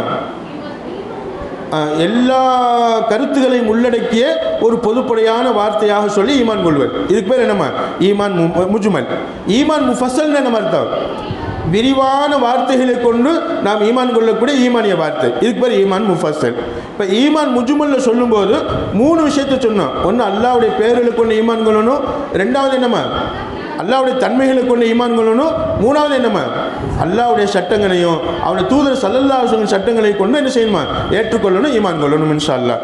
இந்த 3ஐயும் கொண்டதான் ஈமான் முஜ்மல். ஈமான் முஃபஸ்ஸல் எத்தனை இருக்குமா? 6 இருக்கு. அல்லாஹ்வை கொண்டு ஈமான் கொள்ளணும். ரெண்டாவது மலக்குமார்களை கொண்டு ஈமான் கொள்ளணும். மூணாவது வேதங்களை கொண்டு ஈமான் கொள்ளணும். நாலாவது ரசூல்மார்களை கொண்டு ஈமான் கொள்ளணும், தூதர்களை கொண்டு ஈமான் கொள்ளணும். அஞ்சாவது மறுமை நாளை கொண்டு ஈமான் கொள்ளணும். ஆறாவது விதியை நம்பணும், விதியை கொண்டு ஈமான் கொள்ளணும். இந்த 6க்கு பேர் தான் ஈமான் முஃபஸ்ஸல். இந்த 6க்கு பேர் தான் நம்ம ஈமான் முஃபஸ்ஸல். இதை ஏன் நான் திரும்ப திரும்ப சொல்கிறேன் என்றால், கண்டிப்பாக நம்ம மனசில் பதியணும் இன்ஷா அல்லாஹ். இந்த பயான் முடிஞ்ச பின்னாடி திரும்ப இதை நினைச்சு பாருங்க இன்ஷா அல்லாஹ். அல்லாஹ் நம்ம ரூஹை, அதாவது உயிரை உடம்புலேருந்து வாங்குற வரைக்கும் இந்த பாடம் நம்ம மனசில் இருக்கணும் இன்ஷா அல்லாஹ். இந்த பாடம் நம்ம மனசில் இருக்கணும் இன்ஷா அல்லாஹ். நிச்சயமாக இந்த ஈமானிய பாடம், ஈமானுடைய பாடம், இது உங்கள் மனசுலையும் இருக்கணும், உங்கள் பிள்ளைகளுக்கும் சொல்லிக் கொடுக்கணும், உங்கள் குடும்பத்தில் உள்ளவங்களுக்கும் சொல்லிக் கொடுக்கணும். நீங்கள் கேட்டு பாருங்களேன், ஐயாட்ட கேட்டு பாருங்க, வீட்டில் உள்ள இங்கே வராத மற்றவங்கள்ட்ட கேட்டு பாருங்க. இந்த பாடம் தெரியாது. ஈமானுடைய பாடம் தெரியலைன்னு சொன்னால் அப்போ ஈமான் எப்படி பரிபூரணமாகும்? எப்படி பரிபூரணமாகும்? அன்பு தாய்மார்களே, எனவே ஈமானிய பாடம் நமக்கு ரொம்ப ரொம்ப அவசியம் இன்ஷா அல்லாஹ். இதில் ஈமான் முஜ்மல், ஈமான் முஃபஸ்ஸல், இந்த 2ஐயும் சேர்த்து சின்ன ஒரு விளக்கமாக நம்ம என்ன செய்வோம், நம்ம பார்ப்போம் இன்ஷா அல்லாஹ். அன்பு தாய்மார்களே, அல்லாஹ்வை கொண்டு எப்படி ஈமான் கொள்ளணும்? முதல் தலைப்பாக அல்லாஹ்வை கொண்டு எப்படி ஈமான் கொள்ளணும் அப்படின்னு சொன்னால் நமக்கு எழுதி காட்டுவாங்க. அல்லாஹ்வை கொண்டு ஈமான் கொள்வது 4 விஷயங்களை உள்ளடக்கியது. எத்தனை விஷயங்களம்மா? 4 விஷயங்களை உள்ளடக்கியது. அல்லாஹ்வை கொண்டு ஈமான் கொள்வது எத்தனை விஷயமா? 4 விஷயங்கள். ஒன்றாவது, அல்லாஹ் இருக்கிறான்னு நம்பணும். அல்லாஹ் இருக்கிறான்னு என்ன செய்யணுமா? நம்பணும். அதாவது அல்லாஹ்வை கொண்டு ஈமான் கொள்வது 4 விஷயங்களை உள்ளடக்கி இருக்கும் அப்படின்னு போட்டுட்டு அதில் ஒன்றாவது என்னம்மா? அல்லாஹ் இருக்கிறான்னு நம்பணும். நிச்சயமாக அல்லாஹ் இருக்கிறான்னு என்னமா அர்த்தம்? ஆரம்பத்தில் இல்லை அப்புறம் உருவானா அப்படின்னு நினைக்கக்கூடாது. ஆரம்பமும் அவனே, கடைசியும் அவனே. அவனாக இருக்கிறான். ஹுவல் அவ்வலு வல் ஆஹிரு வல்லாஹிரு வல் பாத்தினு. அல்லாஹ் இருக்கிறான், அவன்தான் ஆரம்பம், அவன்தான் கடைசி, எல்லாம் அவன்தான். அவனுக்கு ஆரம்பமும் கிடையாது, முடிவும் கிடையாது. அவனுக்கு வெளிப்புறமும் கிடையாது, உள்புறமும் கிடையாது. கண்டிப்பாக அன்பு தாய்மார்களே, அவன்தான் எல்லாமே. வெளிப்படையானதை படைத்தவன் அவன், உள்ரங்கமானதை படைத்தவன் அவன், எல்லாத்தையும் அறிபவன் அவன். அவன் எங்கும் இருக்குகிறான், தூணிலும் இருக்கிறான், துரும்பிலும் இருக்குகிறான், எல்லா இடத்திலும் பரவி இருக்குகிறான். எப்படி காத்து பரவி இருக்கிறதோ, எப்படி இந்த வெளிச்சம் பரவி இருக்கிறதோ, சூரியனை அல்லாஹ் படைத்ததே அவனை புரிவதற்காகத்தான். சூரியன் அறந்தாங்கிக்கு சொந்தமா, உலகத்துக்கே சொந்தமாமா? உலகத்துக்கே சொந்தம். உலகத்துக்கே என்ன செய்யுமா? இது வெளிச்சம் தருது. அன்பு தாய்மார்களே, அவனால் படைக்கப்பட்ட சூரியன் உலகத்துக்கே வெளிச்சம் தருதுன்னு சொன்னால் கண்டிப்பாக அல்லாஹ் உலகத்தை பூரா சூழ்ந்திருக்கிறான், எல்லா இடங்களிலும் இருக்கிறான் அல்லாஹ். இப்படி நாம அவனை கொண்டு ஈமான் கொள்ளணும். அல்லாஹ் இருக்கிறான்னு நம்பணும், அல்லாஹ் இருக்கிறான்னு நம்பணும். இதைத்தான் அல்லாஹ் குல் அல்லாஹ் சூராவில் சொல்லுவான், குல் ஹுவல்லாஹு அஹத். நபியே நபியே, நிச்சயமாக சில யூதர்கள் உங்கள்கிட்ட கேட்குறாங்க, அல்லாஹ்ண்டா யாரு? அல்லாஹ் அல்லான்னு சொல்றீங்கல்ல, அல்லாஹ்ண்டா யாரு? அவன் எப்படி இருப்பான்? அவன் எப்படி இருப்பான்? அவனுக்கு அத்தா இருக்காங்களா? அவனுக்கு அம்மா இருக்காங்களா? அவனுக்கு பிள்ளைகள் இருக்காங்களா? அவனுக்கு குடும்பம் இருக்குதா? அப்படிலாம் கேட்குறாங்க. நபியே குல், நபியை நீங்கள் சொல்லிடுங்க, ஹுவல்லாஹ், அல்லாஹ் ஒருவன், ஹுவல்லாஹு அஹத், அல்லாஹ் ஒருவன், அல்லாஹு ஸமத், அவன் தேவையற்றவன், அவனுக்கு சாப்பாடு இல்லை, அவனுக்கு குடிப்பில்லை, அவனுக்கு தூக்கம் இல்லை. மனிதனுக்கு தேவையானது அனைத்தும் அவனுக்கு தேவையில்லை. அல்லாஹ் தூங்க மாட்டான். அல்லாஹ் நிச்சயமாக அவனுக்கு தூக்கம் இல்லை. மவுத் என்பது அவனுக்கு கிடையாது. வஹுவ ஹய்யுல் லா யமூத், அவன் மவுத்தாகாத என்றும் உயிரோடு நித்திய ஜீவன், உயிரோடு இருக்கக்கூடியவன். அல்லாஹ் சொல்கிறான் அல்லாஹு ஸமத், அவன் மனித தன்மையில் போன்று இருப்பதற்கு தேவையற்றவன். நிச்சயமாக அல்லாஹ்வுக்கு சாப்பாடு இருக்காமா? கிடையாது. அவனுக்கு பசி உண்டா? கிடையாது. தூக்கம் உண்டா? கிடையாது. அவன் எப்படி இருப்பான்? எப்படி இருக்கிறானோ அவன் அப்படி இருப்பான். நிச்சயமாக அவனை கொண்டு நான் என்ன செஞ்சேன்? ஈமான் கொண்டேன். அன்பு தாய்மார்களே, அல்லாஹு ஸமத் லம் யலித், அவனுக்கு யாரும் குழந்தைகள் இல்லை, அவனை யாரும் பெற்றெடுக்கவில்லை. நிச்சயமாக வலம் யூலத், அவன் பெற்றெடுக்கப்படவும் இல்லை. லம் யலித், அவன் எந்த குழந்தைகளையும் பெற்றெடுக்கவில்லை. அப்படின்னு என்ன அர்த்தம்? அவனுக்கு குழந்தைகள் கிடையாது. ஈசா அலைஹிஸ்ஸலாம் அல்லாஹ்வுடைய குழந்தை என்பதாக மக்கள் சொல்லிக்கிட்டு இருந்தாங்க, நம்பிக்கிட்டு இருந்தாங்க. அல்லாஹ் சொல்கிறான் லம் யலித், அல்லாஹ்வுக்கு குழந்தையே இல்லை, அவன் யாரையும் பெற்றெடுக்கவில்லை. வலம் யூலத், அவன் யாராலும் பெறப்படவும் இல்லை. அப்படின்னா என்ன அர்த்தம்? அவனுக்கு தாய் தகப்பம் கிடையாது, அவனுக்கு தாய் தகப்பம் கிடையாது. இன்ஷா அல்லாஹ் குல் அல்லாஹ் சூராவுடைய பொருளை நல்ல மனசுல வச்சுக்கோங்க. இன்ஷா அல்லாஹ் இப்போ நீங்க சொல்லுங்க பாப்போம், ஹுவல்லாஹு அஹத் என்ன அர்த்தம்? அல்லாஹ் ஒருவன். ஹுவன்னா அவன் அர்த்தம், அவன்தான் அல்லாஹ், அல்லாஹ் ஒருவன். இப்படி அர்த்தம் வைக்கணும் இன்ஷா அல்லாஹ். குல் ஹுவ, அவனாகிறவன், அல்லாஹு அஹத், அல்லாஹ் அல்லாஹ் ஒருவனாக இருக்கிறான். அல்லாஹு ஸமத், அல்லாஹ்வாகிறவன் ஸமத் என்னவா இருக்கிறாமா? தேவையற்றவனாக இருக்கிறான். எதிலிருந்து தேவையற்றவன்? சாப்பாட்டிலிருந்து தேவையற்றவனாக இருக்கிறான், தூக்கத்திலிருந்து தேவையற்றவனாக இருக்கிறான், மேலும் அதாவது மனைவி மக்களிலிருந்து தேவையற்றவனாக இருக்கிறான். மனுஷனுக்கு என்ன தேவையோ அனைத்திலிருந்தும் அவன் தேவையற்றவன், அவன் தேவையற்றவன். அவனுக்கு எதுவுமே தேவையில்லை, எல்லாத்துக்கும் அவன் தேவை. சாப்பாடு முளைக்க வரணுமா? ஒரு செடி முளைக்கணுமா? அல்லாஹ் தேவை. ஒரு சாப்பாடு நம்ம கைக்கு வரணுமா? அல்லாஹ் தேவை. எல்லா பொருளுக்கும் அவன் தேவை.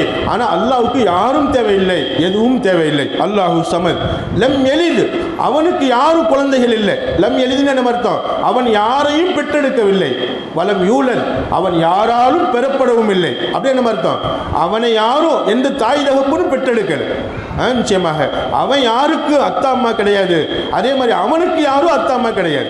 நிச்சயமாக அவனுக்கு குழந்தைகள் இல்லை, அவனுக்கு பெற்றோர்கள் இல்லை, அவனுக்கு பெற்றோர்கள் இல்லை. லம் யலித் வலம் யூலத் வலம் யகுல் லஹு குஃபுவன் அஹத், வலம் யகுல் லஹு, அவனுக்கு ஆகியிருக்கவில்லை, குஃபுவன் அஹத், குஃபுவன் நிகரானதாக ஆயிருக்கவில்லை. குஃபுவன் என்ன அர்த்தம்? நிகரானதாக, அல்லாஹ்வுக்கு நிகரானதாக. அஹத் யாரும் ஆகியிருக்கவில்லை, யாரும் ஆகியிருக்கவில்லை. உங்களுக்கு யாருமா சாப்பாடு கொடுக்குறது? சொல்லுங்கம்மா. அல்லாஹ். நிச்சயமா என்னன்னு சொல்லிடக்கூடாதுமா? அத்தா எங்களுக்கு சாப்பாடு கொடுக்கிறார், கணவர் எங்களுக்கு சாப்பாடு கொடுக்கிறார் சொல்லிடக்கூடாது. நிச்சயமாக அல்லாஹ் நமக்கு சாப்பாடு கொடுக்கிறான், அத்தாவின் மூலமாக, கணவரின் மூலமாக, பிள்ளைகளின் மூலமாக, அம்மாவின் மூலமாக. எல்லாம் இந்த உலகம் பூராவுமே ஒரு காரணம்தான், காரணம்தான். ஆனால் வாழ வைப்பவன் அல்லாஹ், நமக்கு ரிஸ்க் அளிப்பவன் அல்லாஹ். நிச்சயமாக எல்லாம் அவன்தான், அவனை தவிர வேறு யாரும் இல்லை. இப்படி நம்ம என்ன செய்யணுமா? அல்லாஹ்வை கொண்டு ஈமான் கொள்ளணும். அன்பு தாய்மார்களே, நிச்சயமா ஒரு சம்பவம், சின்ன ஒரு சம்பவத்தை நான் நினைவுபடுத்துகிறேன்.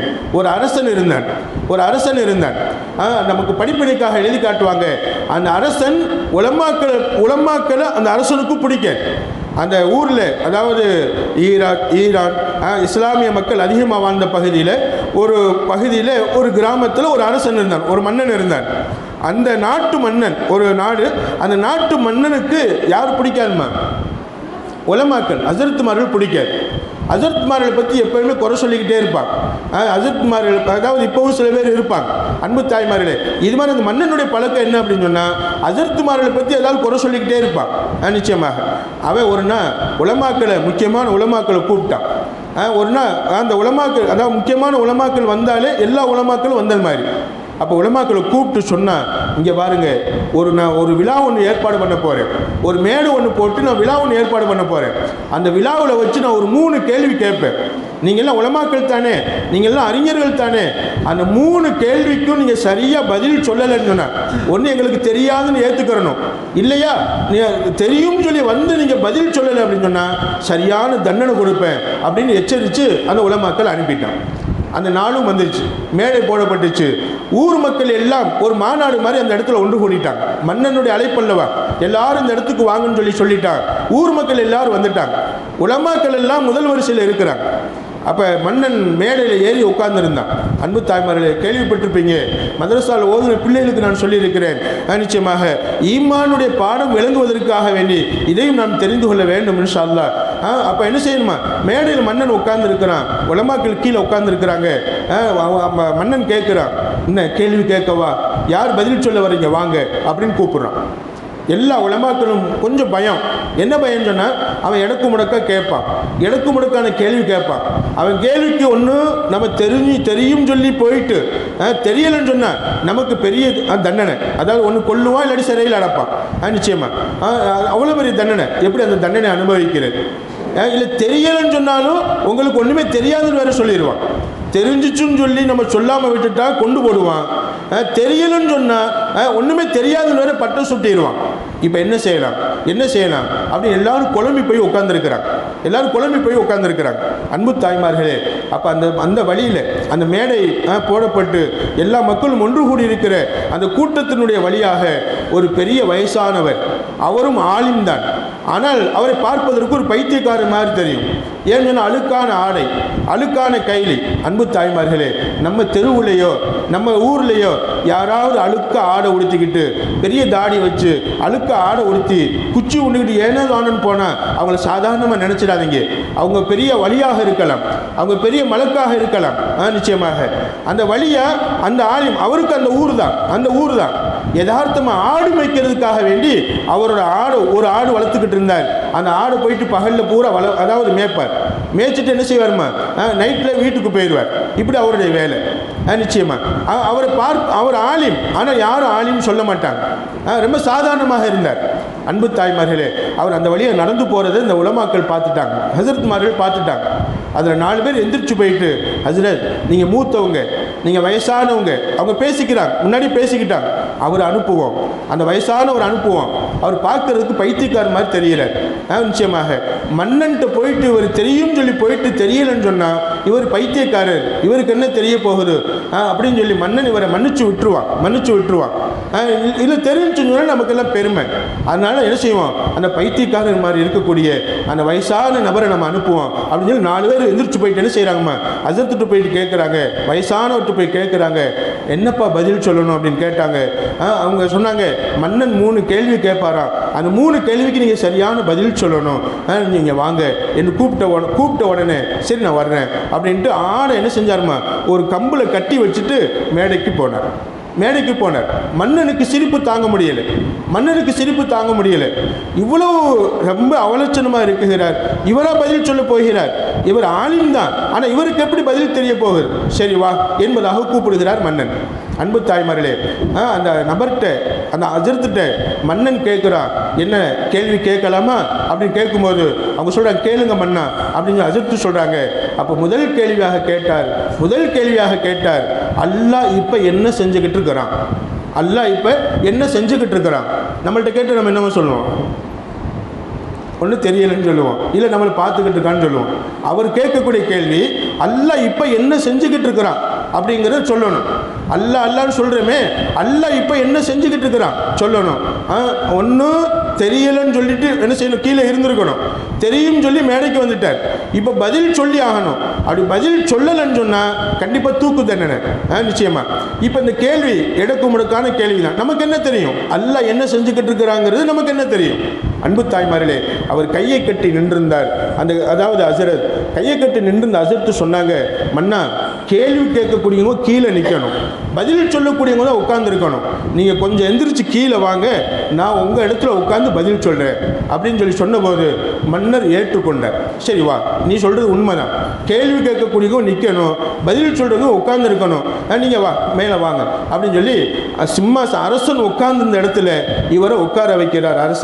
அரசர் கீழே வந்து நிற்கிறார். இப்போ திரும்ப கேட்டார், அல்லாஹ் என்ன செஞ்சுக்கிட்டு இருக்கிறான் அப்படிங்கிற கேள்வியை கேட்டார்.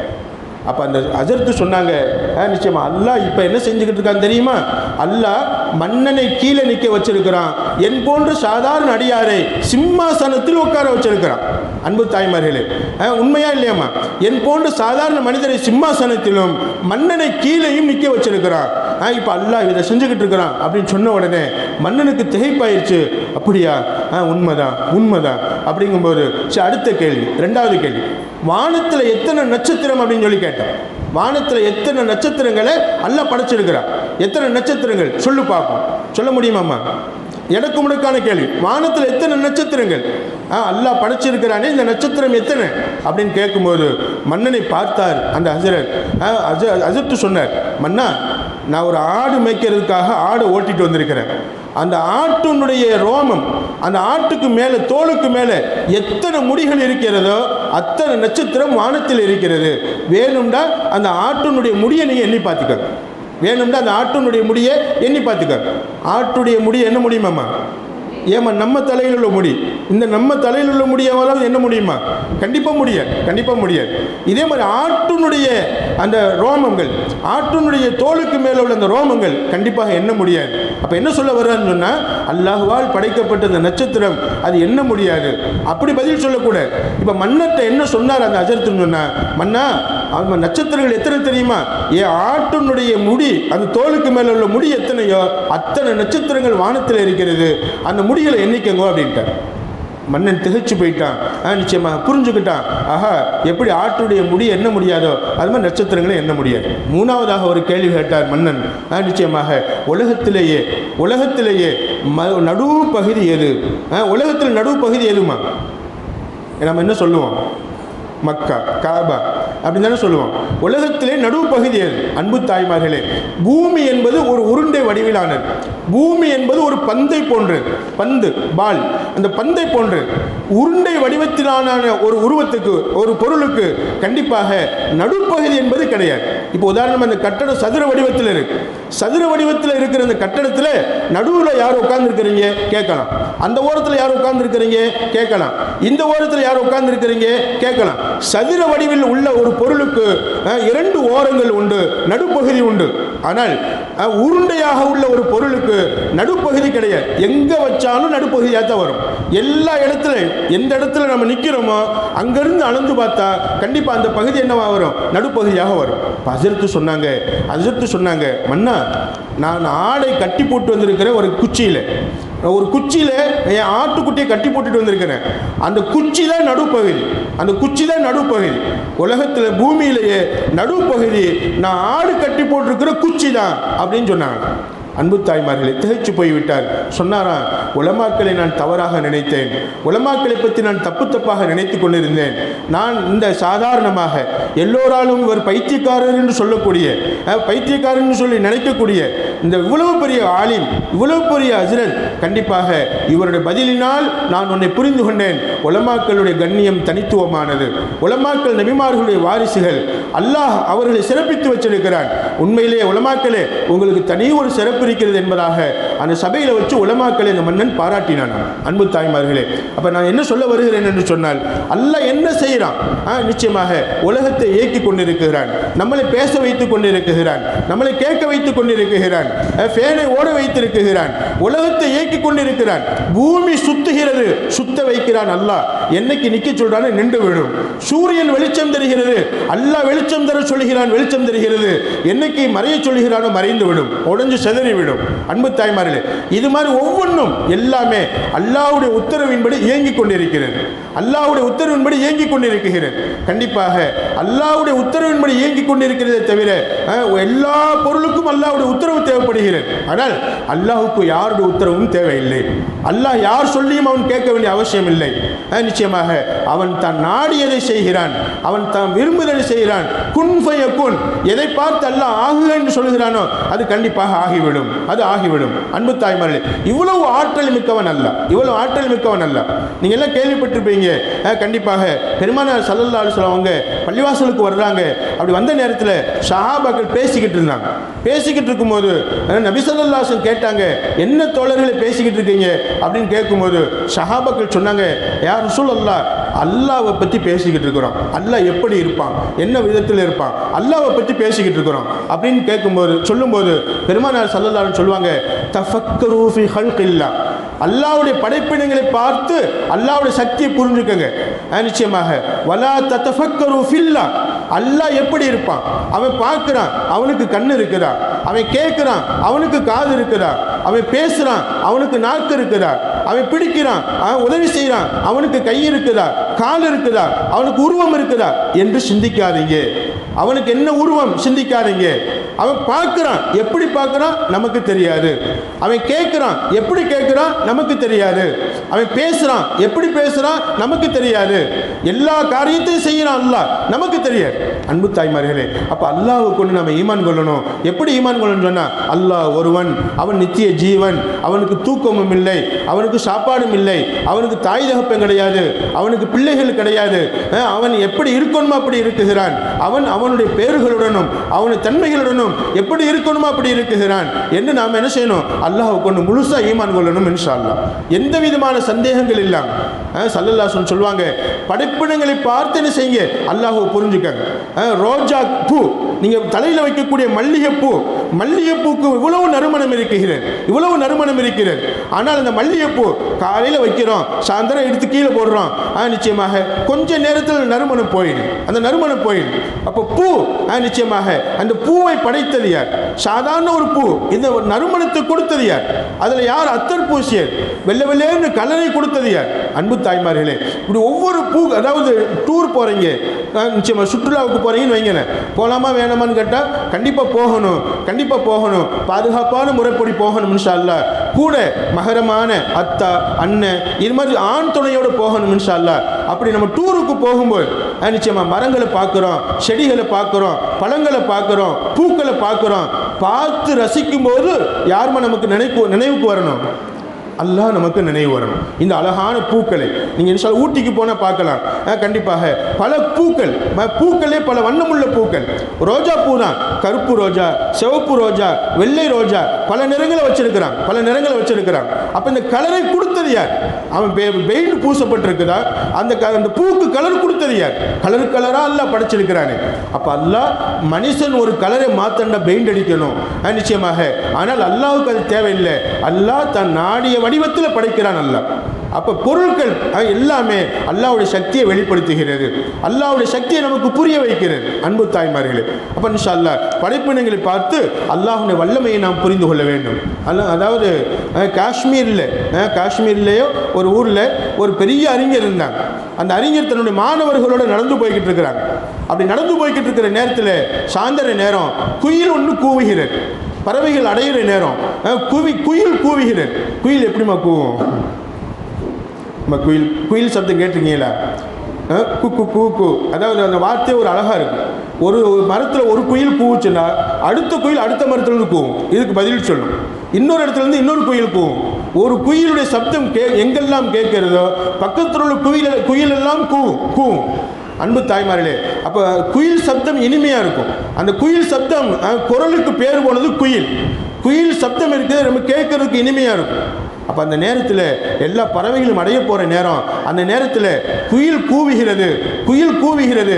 மாணவர்கள் சொன்னாங்க, உஸ்தாத் இப்படி அழகா இருக்கு பாருங்களேன், குயிலுடைய சப்தம் எவ்வளோ அழகா இருக்கு பாருங்களேன் அப்படின்னு சொல்லும்போது, மாணவர்கள் சொல்லும்போது உஸ்தாத் சொன்னாங்கன்னா, மாணவர்களே, அன்பு மாணவர்களே, குயில் உங்களுக்கு கூவுவது மாதிரி தெரியுது, ஆனால் ஏன் காதுக்கு என்ன தெரியுது, என்ன கேட்குது தெரியுமா? சுபஹான் தேரி குதிரத். காஷ்மீர் உருது பேசுவாங்கல்ல, உருதுல சொல்லி காட்டினான், சுபஹான் தேரி குதிரத்.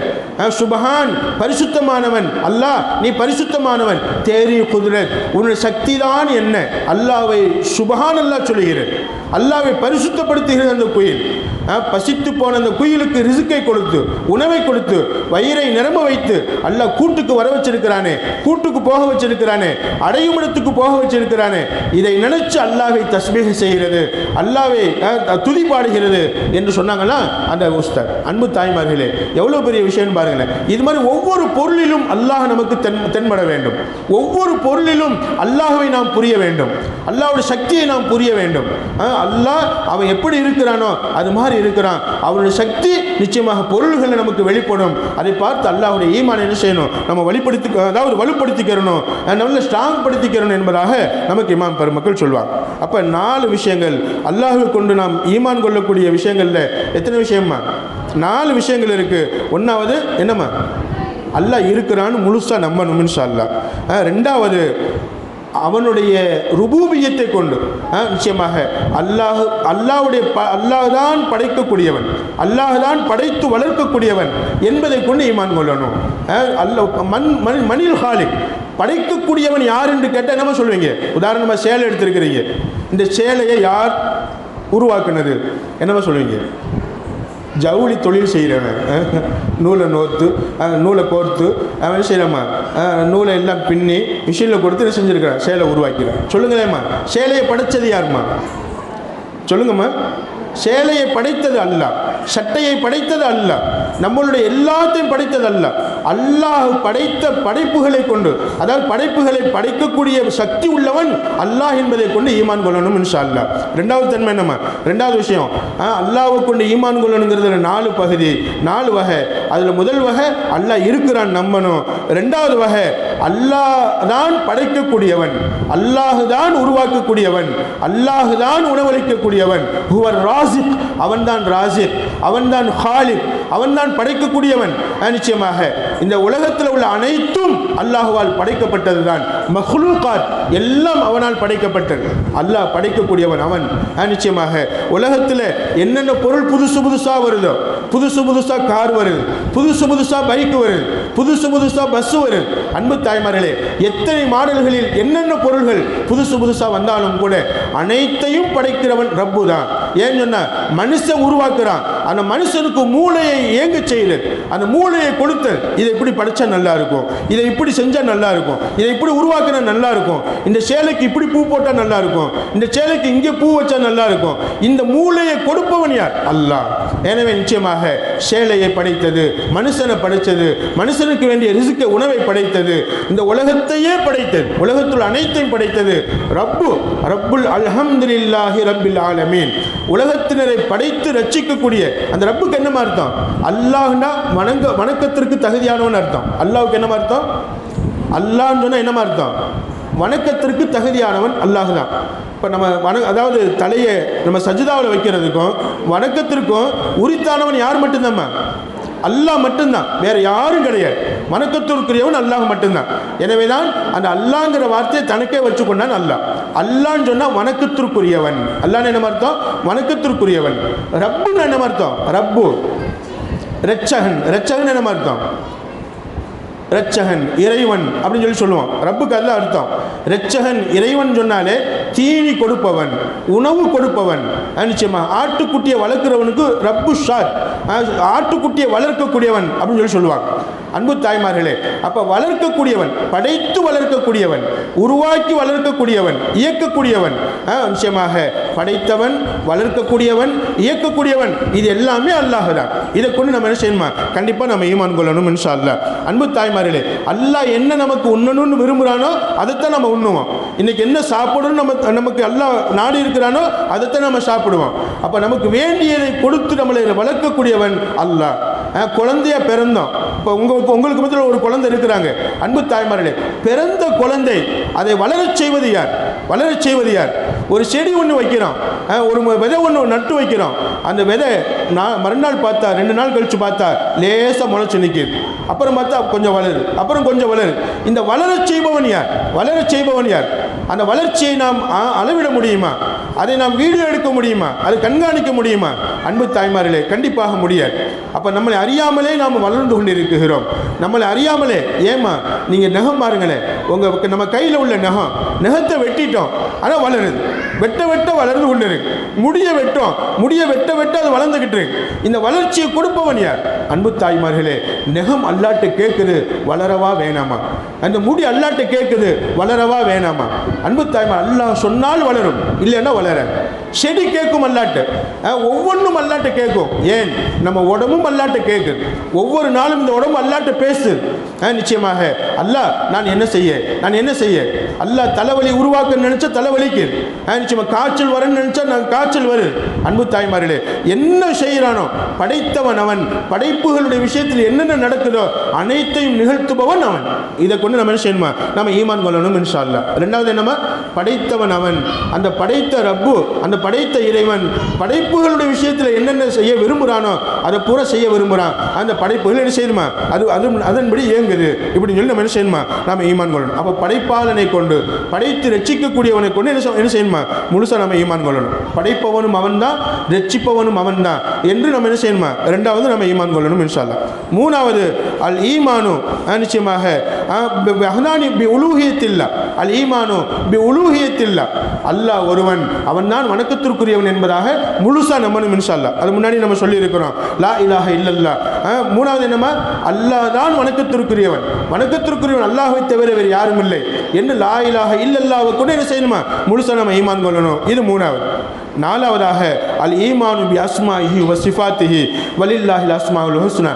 அல் ஈமானு பி அஸ்மாஹி வ சிஃபாத்திஹி, அல்லாஹ்வுக்கு எத்தனை பேர்கள் இருக்குதோ அந்த அத்தனை பேர்களை கொண்டு நம்ம ஈமான் கொள்ளணும் இன்ஷா அல்லாஹ். எத்தனை பேர்கள் இருக்குதோ அத்தனை பேருக்கும் சொந்தக்காரன் என்பதாக என்ன செய்யணுமா, நம்ம ஈமான் கொள்ளணும். ஈமான் முஜ்மல்ல சொன்னோம் அன்பு தாய்மார்களே. அப்போ அல்லாஹ்வுடைய பேர்களை கொண்டும் அவனுடைய தன்மைகளை கொண்டும் என்ன செய்யணுமா, முழுசா ஈமான் கொள்ளணும். அதில் குறிப்பாக அஸ்மாஉல் ஹுஸ்னான்னு சொல்லக்கூடிய 99 திருநாமங்களுக்கு சொந்தக்காரன் அல்லாஹ் என்பதை முழுசா நம்பணும் இன்ஷா அல்லாஹ். எத்தனை பேருமா, 99 திருநாமங்கள். அந்த 99 பேர்கள் அஸ்மாஉல் ஹுஸ்னாவை கொண்டு என்ன செய்யணுமா, நம்ம ஈமான் கொள்ளணும் இன்ஷா அல்லாஹ். நிச்சயமாக. அப்போ நாலாவது என்னம்மா, அல்லாஹ்வுடைய பேர்களை கொண்டும் அவனுடைய தன்மைகளை கொண்டு என்ன செய்யணுமா, நம்ம ஈமான் கொள்ளணும். இப்போ அல்லாஹ்வை கொண்டு ஈமான் கொள்வது அப்படிங்கிற தலைப்பில் இன்ஷா அல்லாஹ் இந்த 4 விஷயங்களை நம்ம ஞாபகம் வச்சுக்கிறணும். ஒன்றாவது அல்லாஹ் இருக்கிறான் நம்பணும். ரெண்டாவது என்னம்மா, அல்லாஹ் தான் படைக்கக்கூடியவன், படைத்த படைப்புகளுக்கு ரட்சிக்கக்கூடியவனும் அல்லாஹ் தான் அப்படி நம்பணும். மூணாவது என்னம்மா, அல்லாஹ் அதாவது லா இலாஹ இல்லல்லாஹ், வணக்கத்திற்குரியவன் அல்லாஹு தஆலாவை தவிர வேறு யாரும் இல்லை என்று நம்ம முழுசா நம்பணும். நாலாவது என்னம்மா, அல்லாஹ்வுடைய பேர்களை கொண்டும் அவனுடைய தன்மைகளை கொண்டு என்ன செய்யணுமா, முழுசா நம்ம ஈமான் கொள்ளணும். இந்த 4 விதத்தில் நம்ம அல்லாஹ்வை ஈமான் கொண்டுட்டோம் அப்படின்னு சொன்னால் இன்ஷா அல்லாஹ் அல்லாஹ்வை கொண்டு ஈமான் கொள்ள வேண்டும் என்ற அந்த தலைப்பில் நம்ம முழுமை பெறலாம் இன்ஷா அல்லாஹ். அஸ்மாஉல் ஹுஸ்னாவை பற்றி சொல்லுவான் அல்லாஹ், வலில்லாஹில் அஸ்மாஉல் ஹுஸ்னா. அஸ்மாஉல் ஹுஸ்னா என்பது அல்லாஹ்வுக்கே சொந்தமானது, அல்லாஹ்வுக்கே சொந்தமானது. இன்னலில்லாஹி 99 இஸ்மா, நிச்சயமாக அல்லாஹ்